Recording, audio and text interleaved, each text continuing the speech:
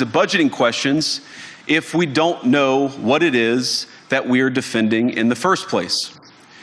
I've heard a lot already in my conversations, and I've had many, many great conversations with many people gathered here in this room. I've heard a lot about what you need to defend yourselves from, and of course that's important. But what has seemed a little bit less clear to me, and certainly I think to many of the citizens of Europe, is what exactly it is that you're defending yourselves for.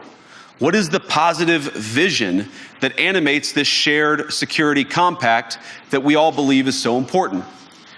And I believe deeply that there is no security if you are afraid of the voices, the opinions, and the conscience that guide your very own people. Europe faces many challenges, but the crisis this continent faces right now, the crisis I believe we all face together, is one of our own making. If you're running in fear of your own voters, there is nothing America can do for you. Nor, for that matter, is there anything that you can do for the American people who elected me and elected President Trump. You need democratic mandates to accomplish anything of value in the coming years. Have we learned nothing that thin mandates produce unstable results?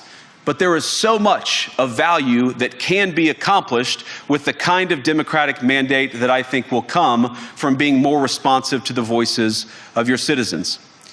If you're going to enjoy competitive economies, if you're going to enjoy affordable energy and secure supply chains, then you need mandates to govern, because you have to make difficult choices to enjoy all of these things. And of course, we know that very well in America.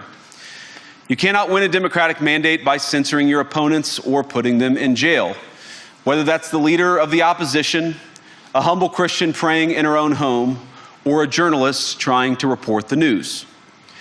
Nor can you win one by disregarding your basic electorate on questions like who gets to be a part of our shared society. And of all the pressing challenges that the nations represented here face, I believe there is nothing more urgent than mass migration. Today, almost 1 in 5 people living in this country moved here from abroad. That is, of course, an all-time high. It's a similar number, by the way, in the United States, also an all-time high.